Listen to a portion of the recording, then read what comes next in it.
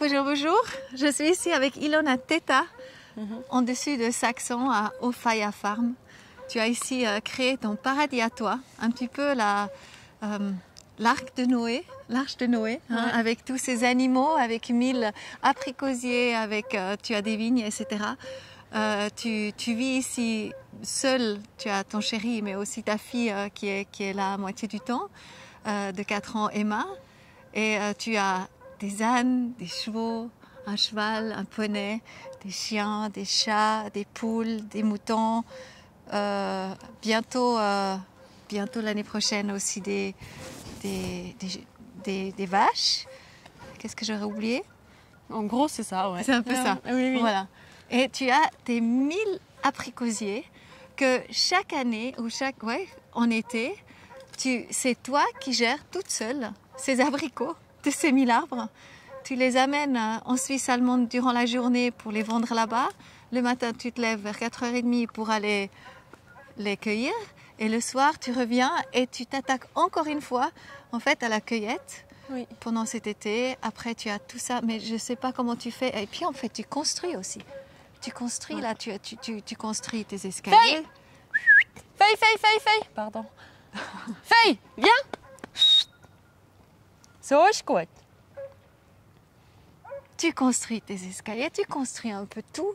C'est un truc de fou. Hier, tu as passé aussi à la télévision suisse allemande avec 6 autres femmes d'agriculteurs.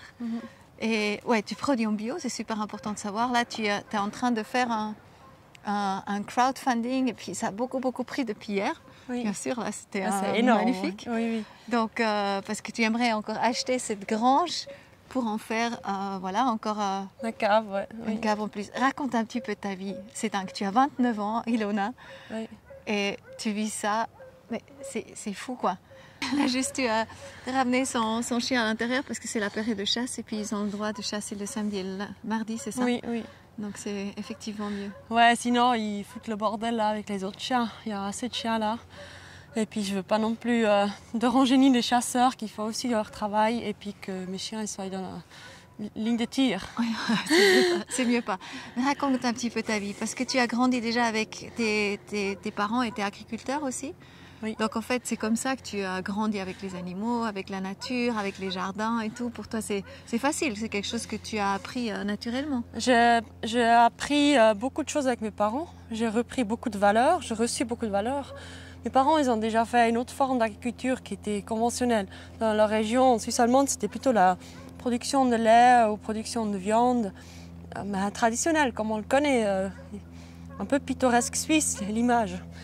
Et ils ont fait des céréales et des légumes. C'est dans le cahier de charge bio et d'émetteurs. Alors, je suis grandie avec une philosophie très anthroposophique. Anthroposophique, oui. Exactement. Et puis, on a beaucoup reçu comme ça.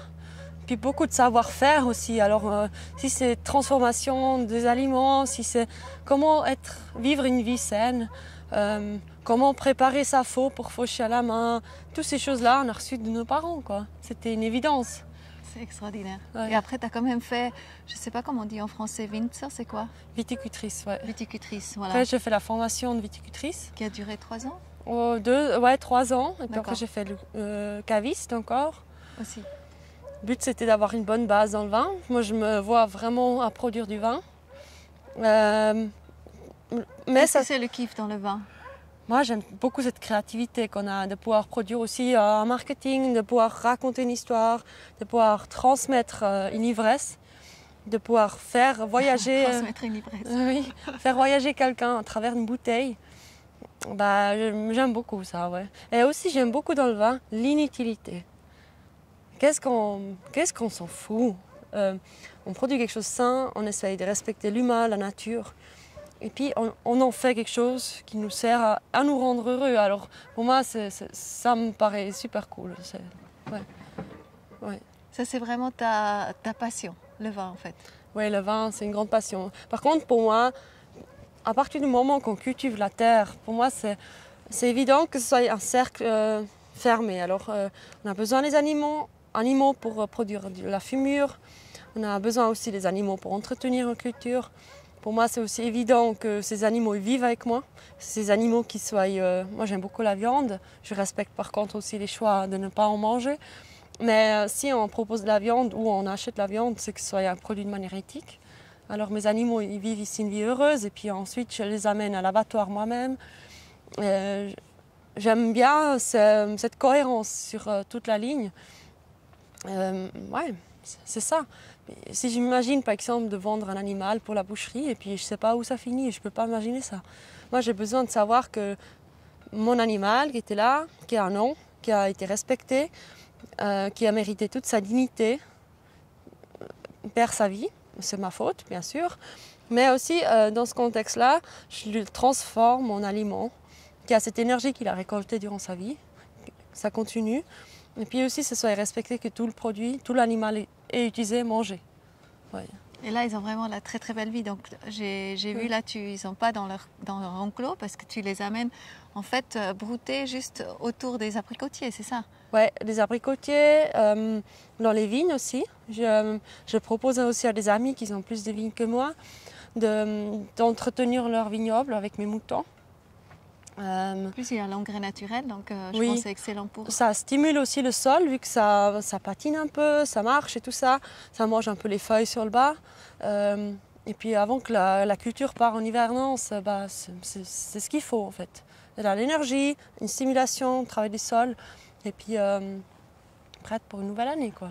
Extraordinaire. Et ta fille, comment elle vit ça en fait? Ça doit être extraordinaire. Donc sa maman, tu es toujours en action, j'imagine. Oui. Donc tu la prends, je pense, partout. Oui. Donc d'une manière, tu ne peux pas grandir mieux.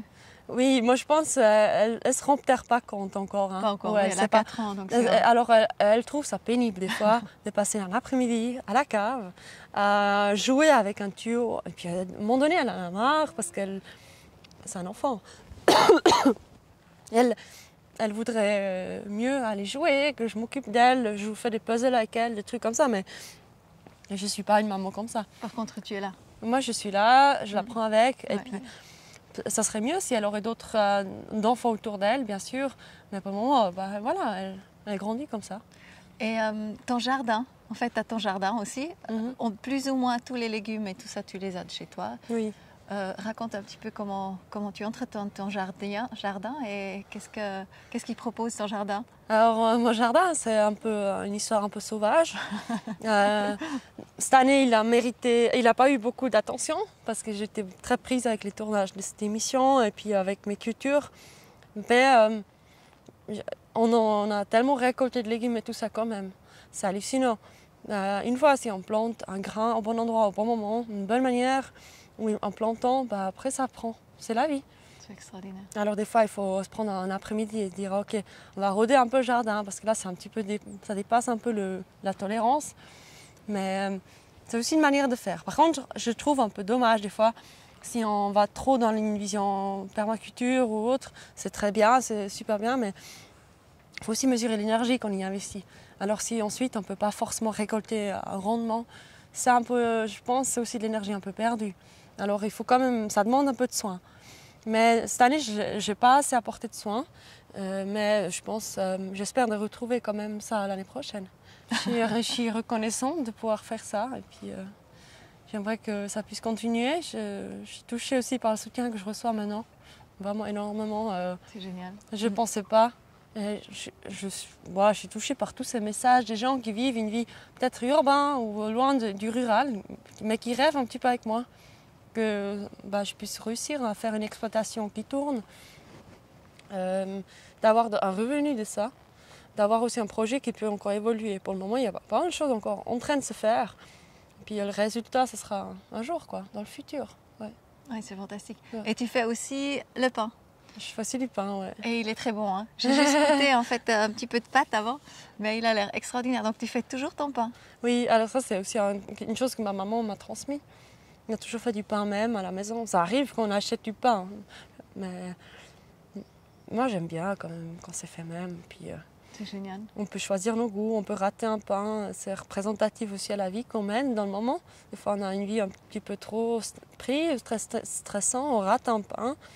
C'est aussi une mise en question parce qu'on n'a pas su valoriser ce qu'on avait dans le bol et puis voilà.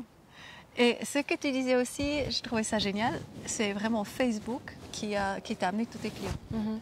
Oui. Peut-être tu nous racontes juste un petit peu ça et puis peut-être aussi comment on pourrait te retrouver pour l'année prochaine, Oui. qu'on pourrait aussi acheter tes magnifiques abricots bio, incroyables. Alors, au début, c'était sur ma page privée sur Facebook. J'ai fait un post qui voulait des abricots. Ensuite, j'ai posté dans des groupes Facebook et j'ai pu créer une communauté énorme. Et puis maintenant, j'ai une page aussi liée à la ferme. Ça s'appelle Ofaya Farm. Et puis là, on peut me contacter où je fais des posts régulièrement. J'essaie d'être très actif, j'essaie toujours d'être en interaction avec les gens. Et puis, moi, je propose par exemple que le lundi 4 juillet, je serai à Berne avec mes abricots, que les gens ils ont à commander leur souhait. C'est ça. Et puis ensuite, je viens avec ces fruits là-bas, et puis les gens ils viennent retirer, ils payent, et puis c'est bon. C'est génial. C'est... Avec ça, j'ai la marge, je gagne de l'argent. Avec ça aussi, je rencontre des gens, je voyage, j'amène peut-être quelque chose de rural dans un lieu plus urbain.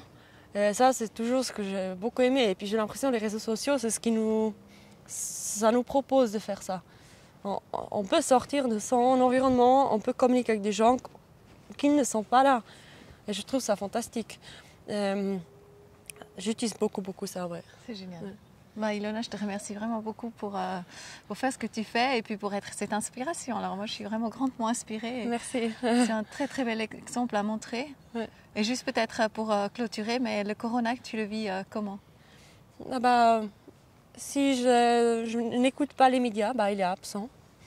On se rend compte avec notre environnement qui est impliqué dans la culture, des amis qui sont actifs dans la prestation de services publics, c'est là, ils ont une vie dure actuellement. Et puis on essaie de les soutenir, on va manger dehors, on essaie d'être actifs pour eux aussi, parce que c'est pas possible que ce corona fait tuer tous ces rêves qui ont été montés et construits.